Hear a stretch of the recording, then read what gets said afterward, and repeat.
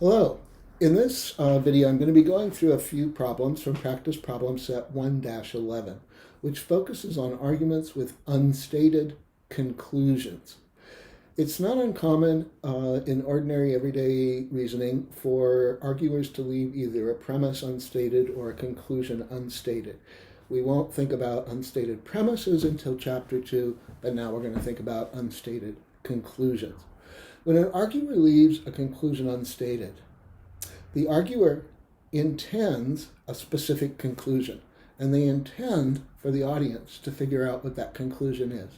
So when we, in the role of the audience or in the role of critical reasoners, are figuring out what somebody's unstated conclusion is, it's not something that we are making up or creating. No, our job is one of interpretation. There are a number of argument patterns that are commonly used in ordinary everyday reasoning, and I've gathered together some of those for you in box 1-E. Not all arguments with unstated conclusions will match one of these patterns, but an awful lot of them will. So one thing that can be very helpful to us in figuring out what an unstated conclusion for a particular argument is to go through the following thought process. Figure out the pattern of the premises, and if they match the pattern of premises for one of these argument patterns in box 1E, well, then that will help us figure out what the pattern of the conclusion has to be. In going through a few problems with you from 1-11, I'm not going to be writing out full reconstructions, which you have to do in your homework assignment. You have some sample problems for 1-11 that show you full reconstructions. And then also, of course, towards the end of Chapter 1, you have answers for all of the practice problems in Chapter 1. So you have full reconstructions for all of the problems in 1-11. Let me start with number 2, which is from an advertisement for Saab, and says, when you used to build jets, you don't build just another SUV. Saab, born from jets. First thing I notice here is the word when. In terms of its logic, the word when works like the word if.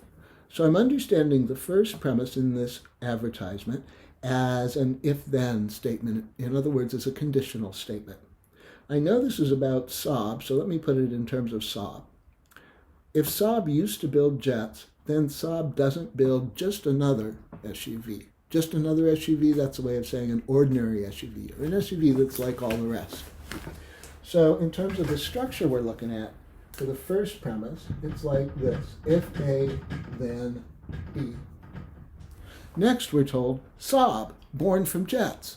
Well, that's a way of saying that Saab used to build jets, which is the same thing as A. Now, if you look in the box 1-E, the order of the premises is different here than the top pattern in that box, but order of premises doesn't make any difference to the amount of support that the premises give or fail to give to the conclusion. So order of premises is irrelevant. And you notice that in this pattern, the conclusion is the part that comes after then in the if-then statement. Putting all of this into words, it would read as follows. If Saab used to build jets, then Saab doesn't build just another SUV. Saab used to build jets. Those would be the premises 1 and 2, and then the conclusion, number 3, would be that Saab doesn't build just another SUV. Okay? That was number 2. I want to go down to number 7, in which the author is discussing elephants and whales, and she writes, size is an important factor in dominance, and dominance is a key element in breeding.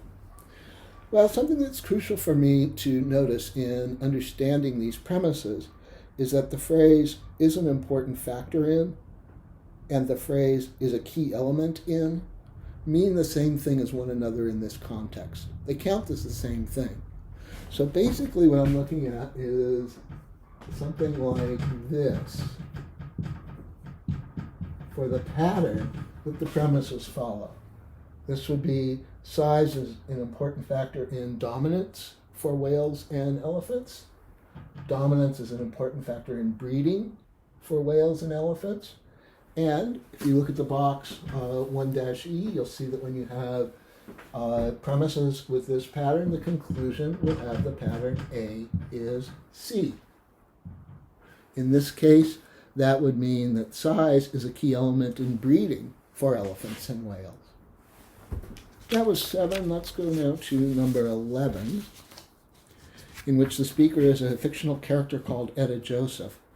The argument is just the last sentence, which I boldfaced and underlined for you, and I'll let you know with my voice when we get there. But I needed to leave what was above as context for the argument. This reads as follows. I was the worst powwow dancer in the world. I'd start dancing at some powwow, and the master of ceremonies would shout out, "Hey, stop the powwow, stop the powwow. Etta's dancing. She's ruining 10,000 years of tribal traditions. If we don't stop the powwow now, she might start singing, and then we're really going to be in trouble." The argument, again, is just simply that last sentence. If we don't stop the powwow now, she might start singing, and then we're really going to be in trouble. All right. The first premise is clearly an if-then statement. If we don't stop the powwow now, then Etta Joseph might start singing. The second premise is only partially expressed, so we're going to have to complete that premise before thinking about what the unstated conclusion is. The second premise, as it's written here, says, then we're really going to be in trouble. This is missing, in terms of how it was expressed, the if part of the if-then statement. Think of it this way. If what happens, are they really going to be in trouble? Well, if she starts singing. So now you see both of the premises are if-then statements. And looking at box 1E, I see that when we have premises of this pattern, the conclusion is going to follow the pattern if A, then C. Putting that into words for this particular argument, it would be the following. If we don't stop the powwow now, then we're really going to be in trouble. Let me move to 15 next. This has to do with the campaign slogan used by someone named Abraham Beame while he was running for mayor of New York City. And he won that election and served as New York City's mayor from 1974 to 1977. His campaign slogan was the following. If you don't know the buck, you don't know the job. And Abe knows the buck. Well, okay, this starts out with an if-then. If I think of this in terms of this candidate for mayor, if Abe Beame doesn't know the buck, then he doesn't know the job.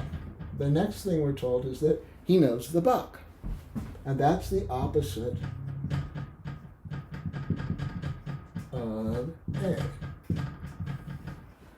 If you look at box 1E, you'll see that when you have premises that correspond to this pattern, the conclusion is going to be the opposite of B.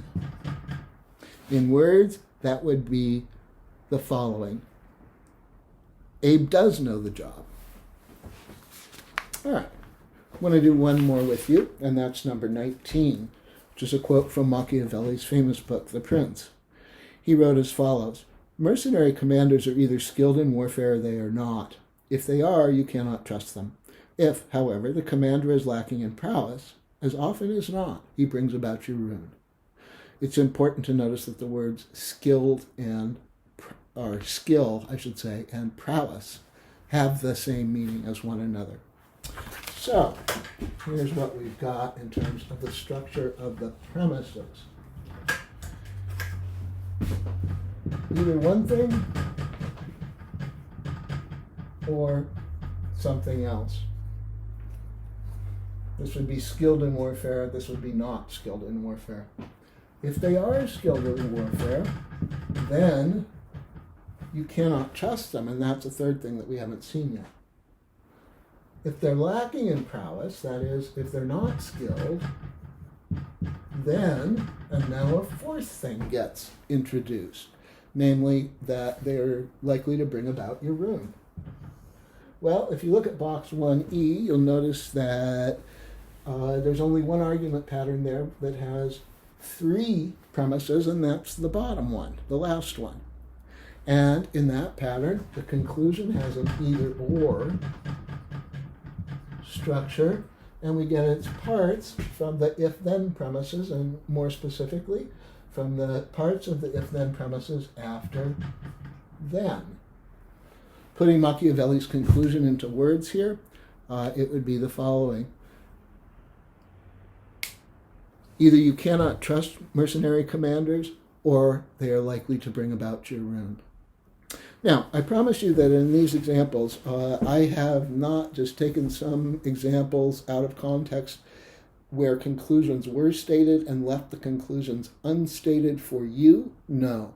These are all examples where the conclusions were unstated in the original contexts, and I found them. And I promise you that for any examples I use in this class of arguments with unstated conclusions, that will be the case. I'm not going to just pick some example where the conclusion was stated and leave it off and then give it to you as an argument with an unstated conclusion.